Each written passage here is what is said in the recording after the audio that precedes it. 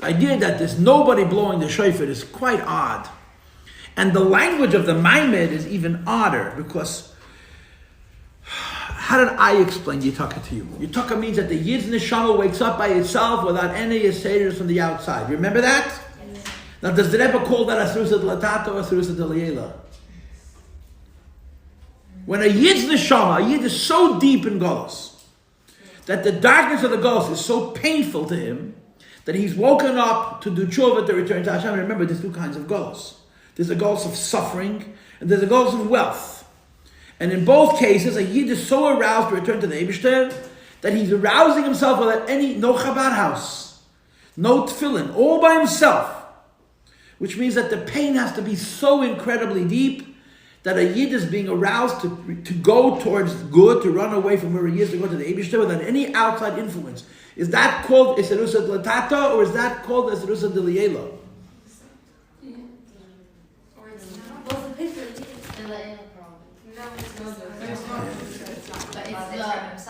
Okay, go to page Hey. Go to page Hey. Go to page Hey. It's not. Read the last words of the first paragraph. Beli isaruza letata klau. So let me ask you the question again. Now, girls, I'm fighting with you. I'm being a pain in the neck, okay? Because I want you to appreciate what's going on. The Rebbe said explicitly, or they say in Yeshivish, befedish, that it's no arousal from below. So I'm going to ask you the question again. When a Yid is so deeply in pain that he or she does tshuva without any outside influence, is that Isrusa Latata or is that Isrusa Deliela? No. According to the Maimed, it sounds like it's Isrusa Deliela, does it not?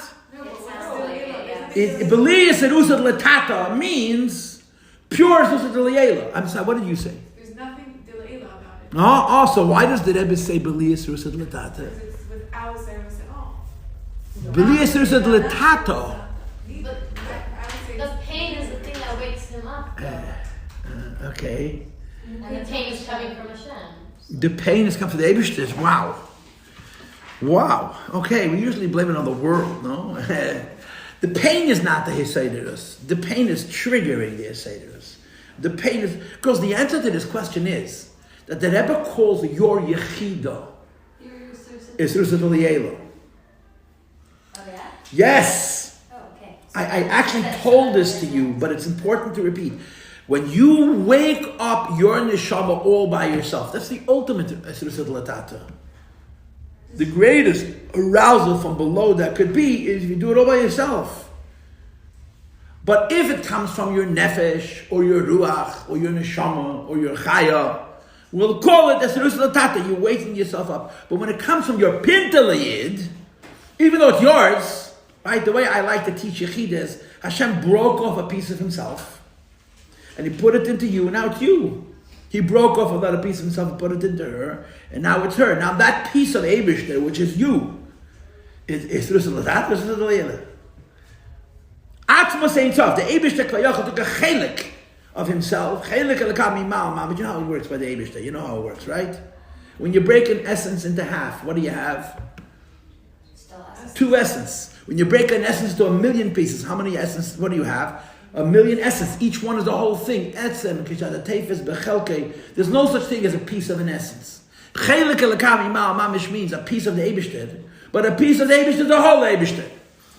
It's called the chelik for various Kabbalistic reasons, but a piece of etzem is etzem. And it's yours. It's yours. So he calls it Belias Arusad Letato because in you it's Eloh. But for lack of words, the Eibush is not involved. Hashem is not involved at all, except as this young lady pointed out correctly, by providing the pain. He provides the trigger. But the arousal is yours. So this Maimed plays with us. The language of this Maimed is, to use a classic high school expression, is confusing. But it's actually correct. It's not confusing because I'm not paying attention and I'm on my phone. It's confusing because even when I'm paying attention, it's confusing. We are calling the revelation of our Yechida by itself, Beli Isarusad Latata Klau. It's as if there's no arousal from below. But the whole thing is below. It's all you. but it's the God in you. That's the chap. It's the Eibishter in you. So it's the ultimate Esarusa Latata. That's why the pasuk says, Yitaka. The shofar is sounding itself. The Eibishter is not blowing the shofar. The Chabad rabbi, the kid worker, is not sounding the shofar. You're sounding your own shofar. If a yid does tshuva by him or herself, when he sounds his or her own shofar, that's beli isarusa de latata klal. It's beli isarusa de klal. You're talking about the chida. That's how it is. You know the story with the Hasofer family? It's a mamish of a ma'aseh. They ran away from God. The Hasofers were both academics, professors. They lived in Israel. They were big tziyonim. And they ran away from Israel. They hated, they were very big into Zionism when Israel was formed. They saw the politics and the schmutz. They didn't like it. They ran off. How could you run away from God? The Yena Ben Amit, they tried it, huh? They went to the farthest place in the world. They went not to Australia. They went to New Zealand. And they raised their kids without any God. No religion, nothing. Atheists. But the kids went to public school. And when it came the season, Lahavdil, by the Goyim, everyone had a tree. And they were visited by, what's his name? Fetid Claus. And they wanted to know why there was no tree, and most importantly, why there were no gifts under the tree. So basically how the story goes, the father says to the son, Moshe, there's only one God, and we don't believe in it. There's no three gods, there's one God. So the kid made his father crazy that he wanted. Anyway, so the father decided to find out if there's any Yiddishkeit in Australia. There were a group of Jews living there who would get together in a house and they would do Jewish stuff. He was the only one who knew Hebrew. So they made him the rabbi. He said, I'm an atheist. I don't believe in God. He says, that's fine as long as you can read Hebrew. You don't have to believe it. You just got to lead the services. Cross your fingers and say the words. The end of the story was that this father and this son sat down on the Shabbos afternoon and they davened to the Eibishter. That if the Eibishter exists, and if Moshe Rabbeinu is real, he should send them Moshe Rabbeinu to answer the questions that they had. You're listening to the story? Yeah. The next day, Chaim Gutnick showed up. Boom, he's there, plop. He got a telegram from the Rebbe to immediately go to New Zealand. That was what the instructions were. He got in a plane, flew to New Zealand, went out of the airport, and he bumped into the Hasofers. And he was a big man. He gave him a big bear hug, and he brought him to his house. He started hugging him and kissing him. It took 25 years for the story to come together. Many, many years later, Rabbi Gutnick's daughter was talking to one of Rabbi Mr. Hasofer's daughters, and said, it was the weirdest thing. My father, out of the blue, got a telegram from the Rebbe to go to New Zealand. Then he went to New Zealand, and he met a Yid who gave him a big bear hug. And the other girl says, that was my father. And that the day before, him and his older sister, her older brother, had sat down and said, if there is a God, and there is Moshe Rabbeinu, he should come to answer our questions. Now, I'm asking you, is that a Esrusa de Latato or Esrusa de Leila? The story is nuts. The part of the story with the Rebbe is moidendik, yeah? But that's not the part of the story that's nuts. The part of the story, a Jew runs away from God, like Yene ben Amitai, HASHEM u'bereach. He runs away from God. He runs as far as he can possibly go. And his kid is triggered by the tree, Yotzmach tree, you understand? And then they join a Jewish community. And he becomes the rabbi because he speaks Hebrew. He doesn't believe in God.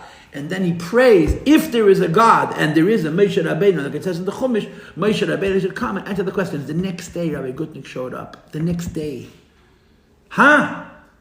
So I'm asking you a question. Is this Latata or is this Leila? Answer the question. Don't be afraid. That's pure Latata. Who triggered Mr. Hasofer and Mr. Hasofer Jr. to daven? What triggered them to daven?